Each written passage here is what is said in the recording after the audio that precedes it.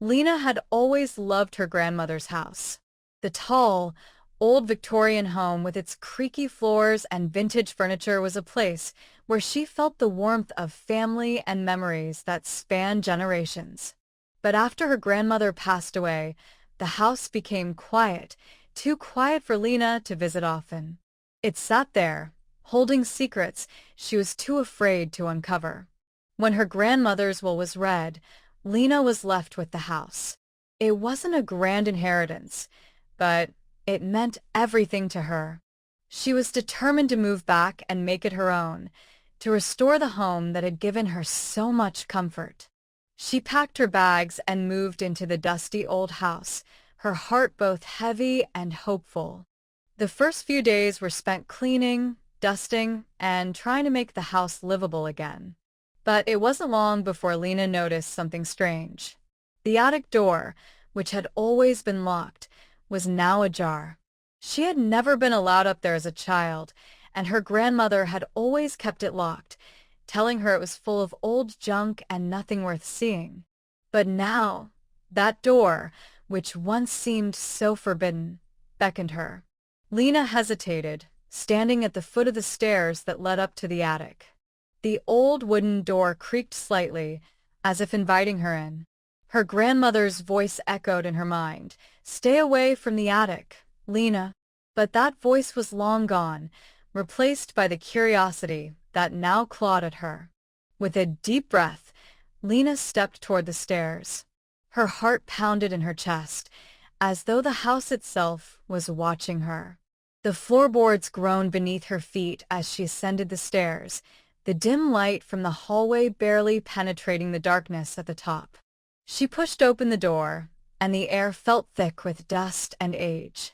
The attic was exactly as she remembered, full of forgotten relics and cobwebs, a place where memories had been left to rot. But something was different.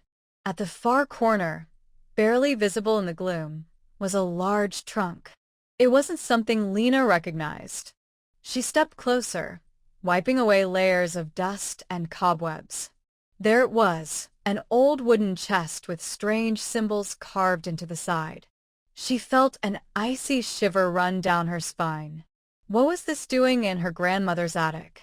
Why had she never seen it before? Lena's fingers trembled as she slowly reached for the latch. It creaked open with an unsettling sound, revealing a collection of old papers, yellowed with age. But beneath them was something far more disturbing, a small, leather-bound book. The cover was cracked and worn, but there was no title on it. Just a symbol, the same one carved into the chest. Lena felt an inexplicable pull toward the book. She picked it up, feeling the weight of it in her hands. The moment her fingers touched it, the room seemed to grow colder, the silence deeper. She opened the book to the first page and began to read. The words on the page were written in a language she didn't recognize, but the symbols, they looked familiar, as if she had seen them somewhere before. Suddenly, she heard a soft whisper, so faint, she thought it might be the wind. But then it came again, louder this time. A voice calling her name. Lena. Her heart skipped a beat. She slammed the book shut, but the whispering didn't stop. It grew louder, more urgent. She looked around the attic, panic rising in her chest. Something wasn't right. The house was alive with something she couldn't see, something that had been waiting for her. Lena's breath came in shallow gasps as the whispering continued. The voice, soft, almost soothing, repeated her name over and over. It wasn't coming from anywhere specific. It seemed to float around her, surrounding her. Her skin prickled with an icy chill, and she gripped the book tightly in her hands, as if it could protect her from whatever unseen force was drawing closer. She darted a glance around the attic, her eyes scanning the shadows. The familiar items she had seen as a child, the old rocking chair, the dusty portraits on the walls, now seemed menacing in the dim light. The air felt thick, oppressive, as if the house itself was watching her, waiting for something. Lena took a shaky step backward, toward the attic stairs. She needed to leave, to run from this eerie feeling that was swallowing her whole. But as she turned to leave, the door slammed shut with a deafening bang, trapping her inside. Panic surged through her veins. She scrambled for the door handle, but it wouldn't budge. "Lena," the voice whispered again, this time much closer. She spun around in terror, but there was no one there. The attic was empty, save for her and the ancient trunk. Her heart raced. She could feel the weight of something pressing down on her. What was happening? What was in this house, in this attic, that was so desperate to get her attention? Her eyes fell on the book again, still clutched tightly in her hands. She opened it once more, determined to understand what was happening. The symbols on the pages seemed to glow faintly now, as if responding to her touch. She flipped through the brittle pages, her fingers trembling, until she came across a passage written in English. "The secret has been hidden for generations. If you are reading this, it is too late to turn back. You have unlocked the door to what was meant to remain sealed forever.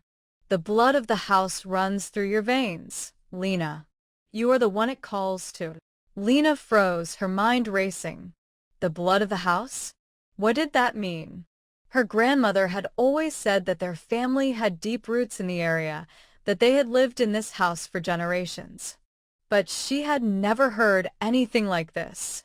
The feeling of dread in her stomach intensified, as if she were being drawn into something far darker than she could have imagined.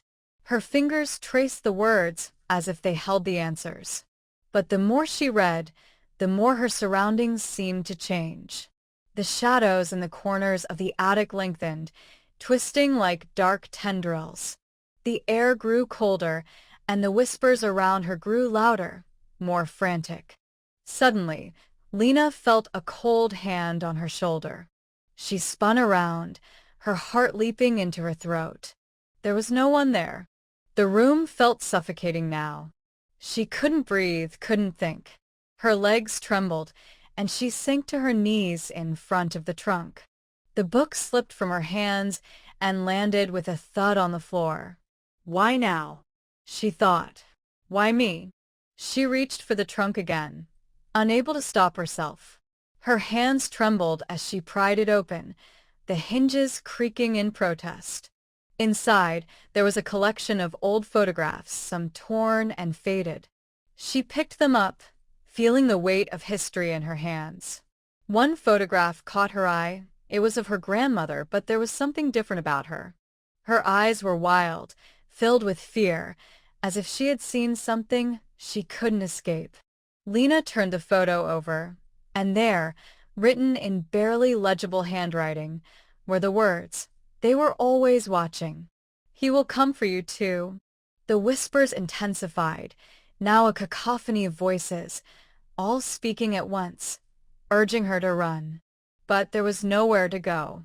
Her body trembled as she felt the presence of something dark, something ancient, closing in on her. She glanced back at the attic door, but it was still sealed shut. The only way out was forward, deeper into the secrets her grandmother had kept hidden for so long. But could she handle the truth? Lena's heart hammered in her chest as the voices echoed around her, growing louder with each passing second. The air in the attic felt thick with something malevolent, and she couldn't shake the sensation that she was no longer alone. It was as if the very walls of the house were closing in on her, suffocating her with a dark, ancient force that had been waiting for years, perhaps centuries. Her hands shook as she clutched the photograph of her grandmother. The words on the back of it seemed to burn in her mind. "He will come for you too." Who was he? And why had her grandmother left these warnings? Why hadn't she ever told Lena the truth about the house, about the darkness that lurked beneath its floorboards? A loud bang from above startled her, and she jerked her head upward. Something was moving in the attic. Slowly, cautiously, Lena stood up, her legs unsteady beneath her. Her eyes scanned the room. but there was no sign of anything unusual. Still, she could feel it, the presence, like a shadow hanging over her every move. The trunk, which had once seemed like just another forgotten relic of the past, now seemed to pulse with a strange energy. Lena couldn't look away from it. She had to know what was inside. Her fingers fumbled as she pulled the lid open again, but this time, something was different. The room seemed to tilt, the floor buckling beneath her as the trunk's contents were revealed in full. It wasn't just photographs and old papers. Inside the trunk, lying on a bed of dust, was a small wooden box. The box was intricately carved with the same symbols that adorned the book and the trunk. Her grandmother had always warned her about the attic, but it was clear now that it wasn't just a place filled with old junk. It was a repository for something far more dangerous. Lena's breath caught in her throat as she reached for the box. The moment her fingers touched it, the whispering stopped, and a cold silence settled over the attic. Her heart raced as she slowly lifted the box, feeling a heavy weight that had nothing to do with its size. It felt as though the very air in the attic was holding its breath, waiting for what would happen next. She hesitated for a moment, unsure of what she might find, but the pull was irresistible. She opened the box, and inside was a single object, a small, silver key, tarnished with age, its edges sharp and intricate. Along with the key was a note, written in the same hand as the warning on the back of the photograph. "This is the key to the darkness. It is time. He is waiting." Lena's mind spun. The key? To what? What darkness? Who was he? Suddenly, the attic door flew open with a violent crash, sending a gust of cold wind into the room. The whispers returned, this time in a loud, frantic chorus. The key in Lena's hand seemed to hum with energy, its presence almost suffocating. Without thinking, Lena ran toward the door, the box still clutched in her hand, and stumbled down the stairs. The house was alive. The floorboards groaned beneath her feet, as though something was chasing her, something that didn't want her to escape. She rushed through the hallway, her breath coming in ragged gasps, and as she turned the corner toward the front door, she froze. Standing there, at the entrance to the house, was a man. His face was obscured by shadows, but his eyes gleamed with an unnatural, almost predatory light. The air grew colder, and Lena could feel her body trembling, every fiber of her being screaming for her to turn and run, but her feet wouldn't move. The man stepped forward, his movements slow and deliberate. The key in Lena's hand pulsed again, sending a surge of panic through her. She couldn't explain it, but she knew that this man, whoever he was the one her grandmother had warned her about. He was the one who had been waiting for her. "It's time, Lena," he whispered, his voice a low, guttural sound that seemed to come from the very depths of the house itself. Lena's heart pounded in her chest as she realized the horrible truth. The house had never been a home. It had always been a prison, built to contain something far worse than she could have imagined. And now it was calling her. With one last glance at the man, Lena turned and bolted for the back door. She didn't know where she was running to, but she couldn't stay here. Not now. Not with the darkness closing in on her. As she stepped into the yard, the house behind her seemed to breathe. The whispers grew louder, more insistent, and the ground beneath her feet trembled. The key pulsed in her hand, urging her to do something, to stop running, to unlock whatever had been hidden for so long. But Lena knew one thing for sure. She couldn't let it win. She couldn't let whatever was lurking in the attic, in the house, take control of her. With the key in her hand and the house now behind her, Lena made a silent vow. She would uncover the truth. She would face whatever darkness had been hidden for generations. And this time, she would fight back. But in the shadows of the house, something stirred, and it wasn't done with her yet. The end, or is it?